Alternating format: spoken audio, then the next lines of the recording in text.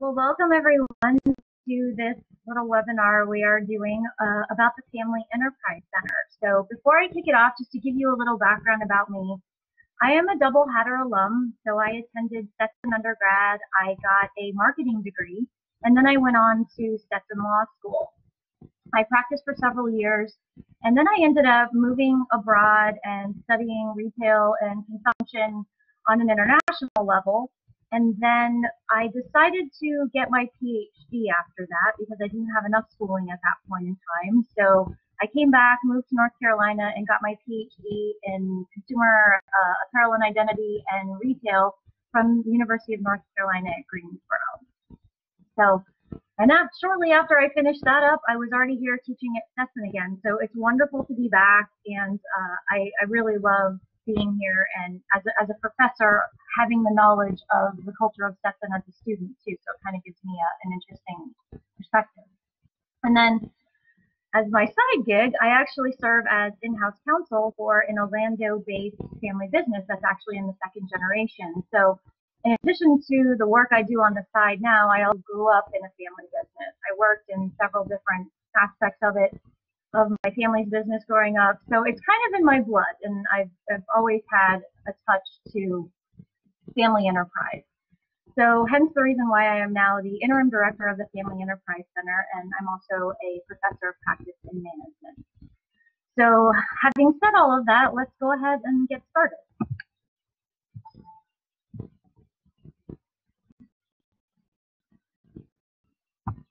I'm hitting next slide and it's not working, Olivia. Oh, there we go. Okay, cool. All right, it's a little slow. Okay, so this is what I'm going to go over today. I'm just going to give a little definition of what a family enterprise is, what differentiates it from every other business.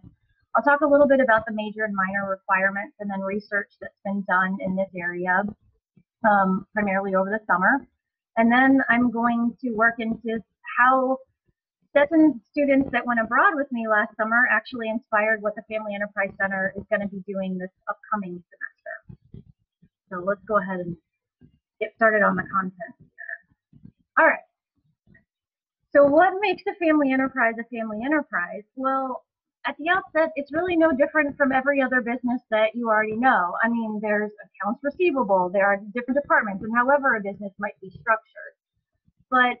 And every organization has a culture. So like I mentioned a few minutes ago, Stetson has its own culture. I imagine that every business that you ever worked for probably had one, and they might have even referred to themselves as a family, or, you know, we're a family here in this company, or whatever the case is. So family enterprises work just like other businesses do, but there's several additional components that kind of layer over what already exists there. So, and the reason why I put the dining room table up there is just to think about, like, all right, well, who is in your family? Who do you consider to be members of your family? Is it just parents, or do you have siblings? Are you really close to a bunch of cousins, or is there not really a large family?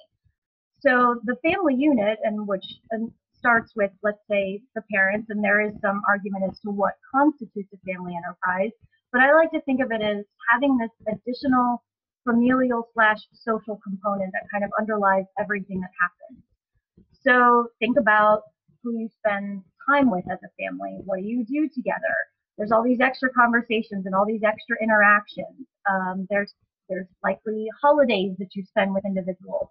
So just think about all of that stuff being completely intertwined with business. And what that usually means is that you can't ever stop talking about it. It's always there, and it sort of crosses over in just about everything you do. So of course it's much more complicated than that on a grander scale. There's issues of governance and succession planning that are specific to family businesses. There's also tax issues and things like that to think about.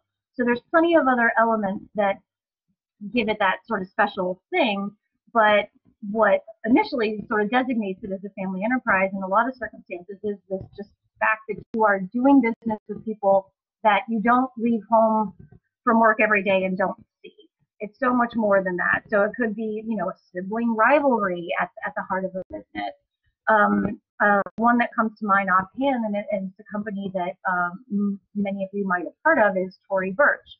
That is an apparel company that was started by a husband and wife, but when they divorced, that led to some issues with keeping it all under one, one unit like that. So you can see how familial issues can certainly get into a business setting and muck it up a little bit more than it might be otherwise, or it can totally improve a scenario and make an enterprise that much more successful because it has this familial component to it.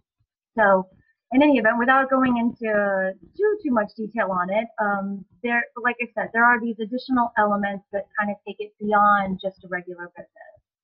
And a great deal of businesses in the world today, well over 50% of them, are considered to be family enterprises. And again, it kind of depends on how that term is defined, and it's defined several different ways. But the general idea is that there's this extra additional familial component to it.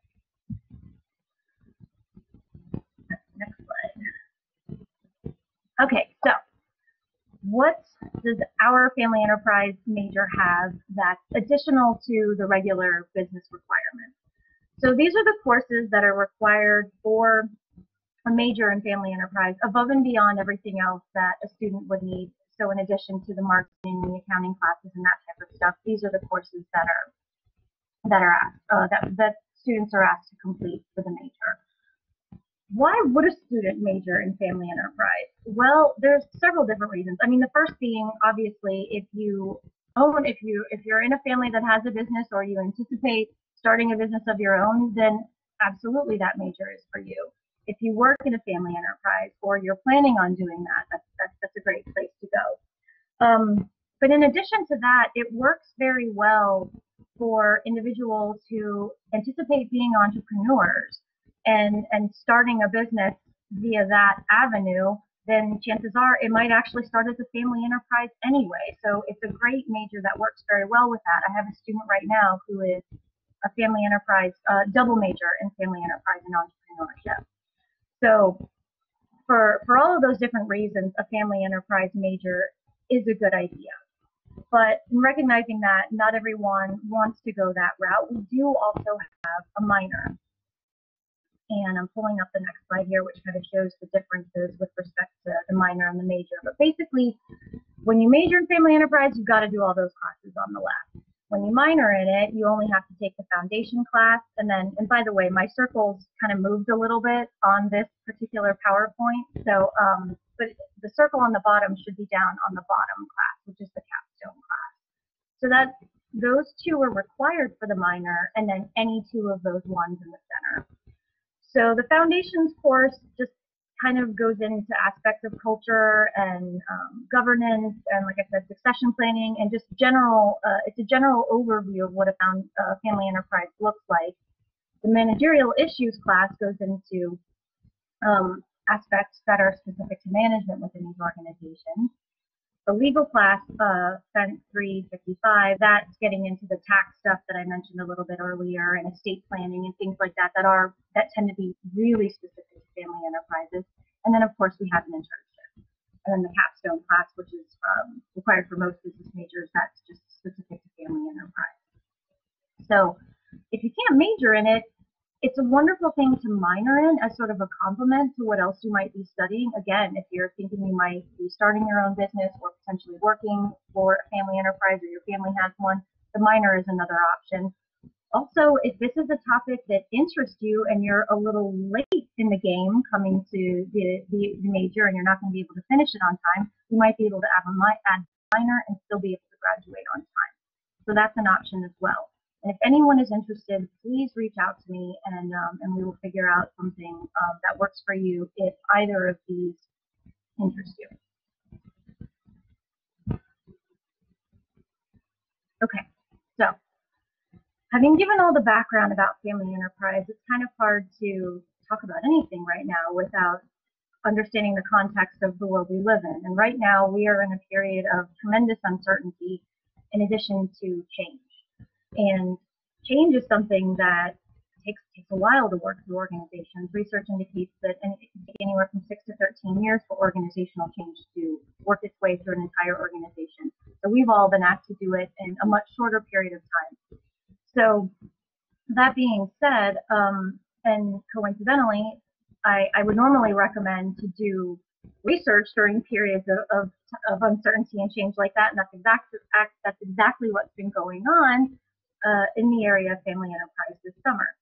So up on the screen, I have a picture of Mackenzie Nalvin, who just graduated, and she actually was working on an independent study with me this past spring. And once we wrapped that up, I had this other study going on family culture and then identity and imitation. And Mackenzie ended up working with me all summer on that. So Mackenzie, if you're around, do you want to speak a little bit to your experience researching this summer?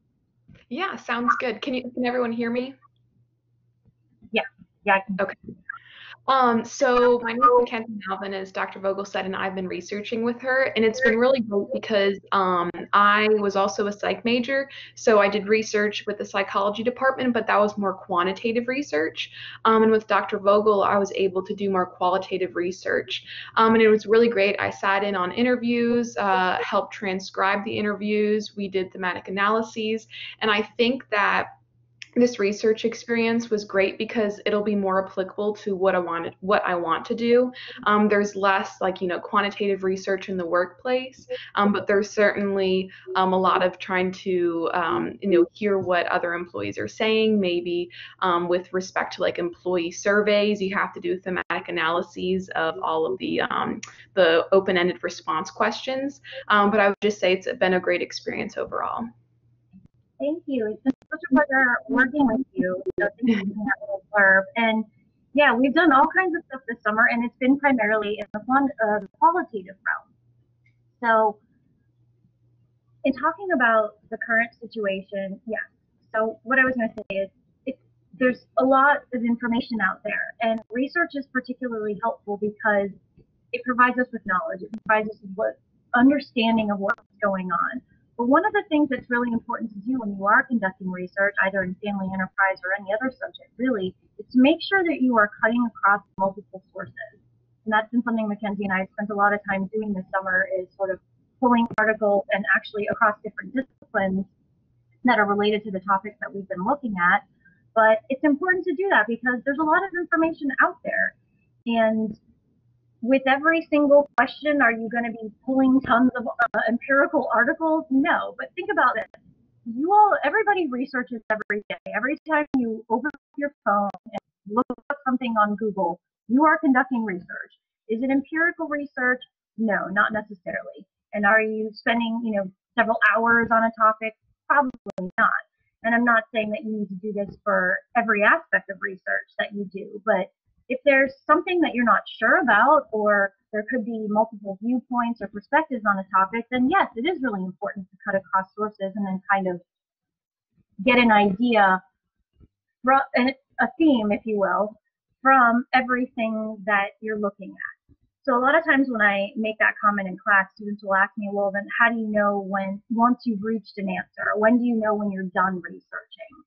And like I said, in every case, no, it's not going to be an extremely significant research process necessarily. But if you are approaching it that way and you are trying to cut across things, then I usually tell my students, once you start to see the same thing over and over again, that's usually an indication that you're starting to hit the answer that you're looking for, and then you can feel pretty confident about asserting something based on it afterwards.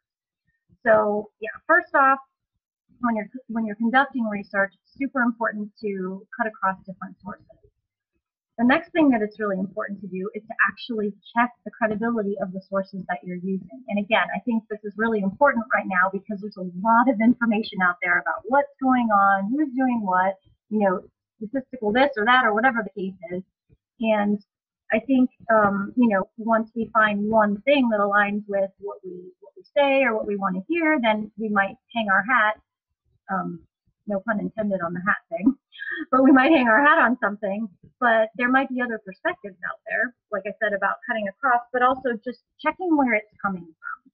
So for example, some research is funded, and in those situations, there might be the research might be funded in a sense of it's supposed to be swayed a particular way. So that's the other reason why I say check more than one source and the actual source that you're looking at, because for lack of a better term, there's a lot of crap out there. And we have to weed through quite a bit of it in order to get understanding of something that we're looking to have answered. So as part of the research that's been conducted this summer, we've actually, there's actually been quite a few artifacts in the realm of family culture.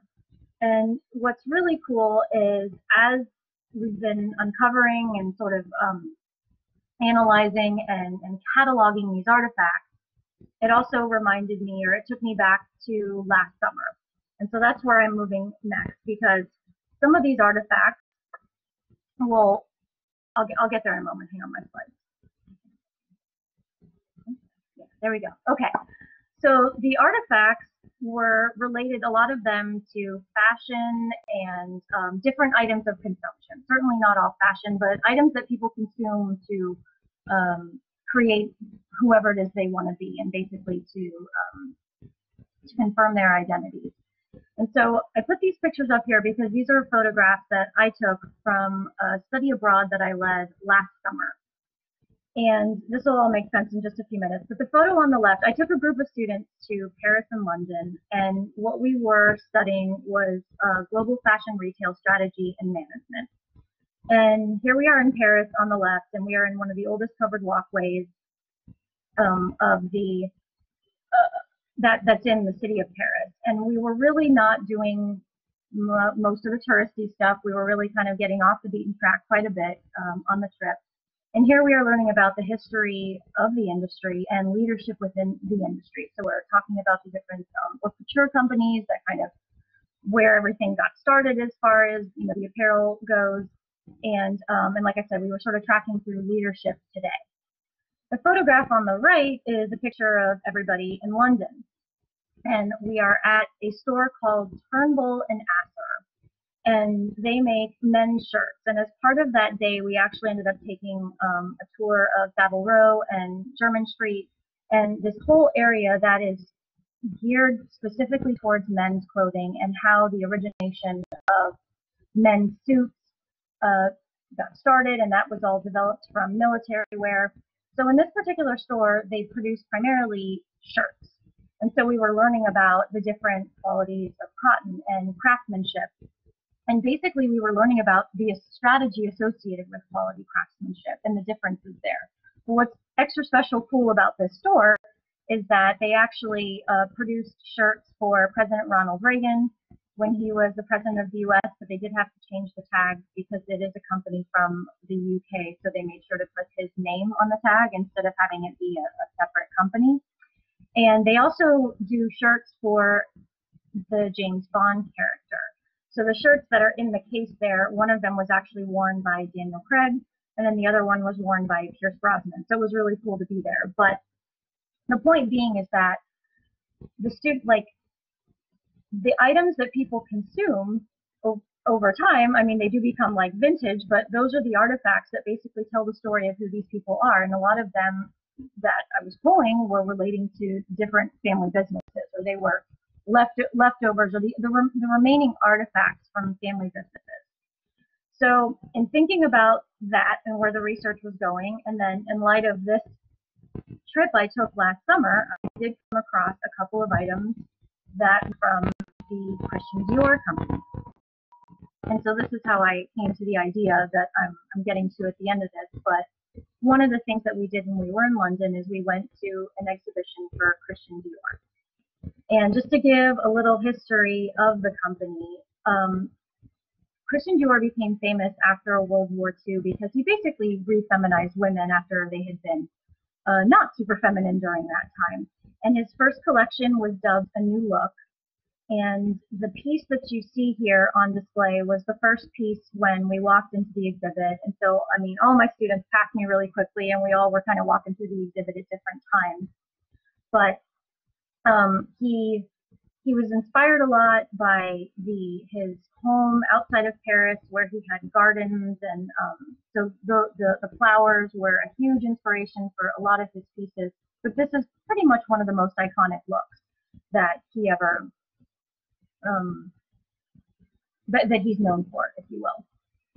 So basically, I started thinking to myself, okay, so I have these artifacts of a family business, and then we were at this exhibit last summer with all these artifacts from Christian Dior. And then, like I said, after seeing this first look there when I walked in, I turned around in this room, and then behind me was a bottle of Miss Dior. And I don't know if anyone has worn the fragrance, or there's a couple of different iterations of the Miss Dior fragrance, but that fragrance was inspired by Christian Dior's sister. Her name was Catherine, and that's a picture of her on the right. So kind of full circle, like family business. I don't know that she had ownership of the company, but she was the inspiration for an entire line of perfumes that came from that. And her story is really interesting because she was pretty active, and ended up getting captured by the Nazis. And she ended up at a concentration camp in Germany that was for all females, but she did end up escaping and returning to Paris. And then she ended up selling flowers. So she too was inspired by the flowers of the Dior home. And she ended up being one of the only people that was licensed, or the only women that was licensed to sell flowers in Les Halles, where she ended up selling them in Paris. So in thinking about, okay, there's this family history that underlies an entire product line. And for the record, a lot of companies have different product extensions apart from, the one product that they do. So in the case of Christian Dior and a lot of other luxury brands that are like that, they don't necessarily manufacture perfume, but they license out the right to do that to different producers. So that's how a lot of companies end up becoming as large as they are and having so many different product lines, is because they license out the ability to do it. So there's some interesting stories about perfume and World War II and everything like that associated with Dior. But anyway, Christian Dior was only at the helm of that company for about 10 years before he passed away. And then he handpicked Yves Saint Laurent to become the creative director after he left. So just a little background on that. But basically, what the thought was is, because some of these artifacts were of the brand Dior, and we had gone to this exhibit and seen all these cool items that were produced and made by the designer and the individuals who succeeded him as creative directors of the company, it kind of came to mind, well, what about the people that actually wore Dior and the people that wore some of these items? So the artifacts that are currently still being collected in this research and family culture that's underlying family enterprise, all of these artifacts, or a portion of them, are slated to go on display at the Hand Art Center at the end of this semester, actually. So November is when that should hopefully be on display, depending on how things work out with all of the current situation. So we'll kind of see. But the Family Enterprise Center is going to be sponsoring an exhibit at the Hand Art Center that'll house all of these things. And that's one of the things that we have planned for this semester, like I said. So as part of the Foundations of Family Enterprise course, students are actually going to be helping develop a narrative associated with this exhibit, and basically kind of assisting with it as part of the class. One of the other things that the Family Enterprise Center has planned is to do an invitational opening night for this exhibit, where we'll invite alumni and past family enterprise majors, and basically have an event that includes an interactive presentation of some of the stories that have come about from this research. Now, again, that is kind of on hold for the moment because there are some stipulations that we have to see how things are going to work with having individuals off campus come onto campus and that kind of thing. So this event and this exhibit has been planned. We've been working on it during the summer, but I'm not exactly sure how that's going to play out for the fall. So right now, we are slated for it to be end of November, but like I said, we're just going to kind of have to wait and see how it plays out with all of the COVID requirements that we're going to have to satisfy. The other part of the event, and I put the map up here because the idea was for there to be sort of a walking tour of home court that includes this interactive presentation and then ends with the exhibit. And then I've also going to have my students work with local businesses in order to plan the event. So one of these businesses is Two Awkward Birds, which I have the logo up there. They were actually going to be coming to Stetson, and my students were going to be working with them to basically plan the aspects of, the drinks and the food for the event. So again, kind of on hold right now, but that's supposed to be part of the event that the Family Enterprise Center is putting on. Now, in addition to this event, I'm also going to have my students in that course working with this company to help them develop online content, their digital platforms. So that's going to be one of the assignments that my students are going to be working on in that class, and it's going to engage them with an actual business that just happens to be an extension of another family business, actually, but also to make sure that the students who are both online and working face-to-face and in the hybrid class can have this digital virtual component, and they're sort of working on content related to that type of thing. Okay,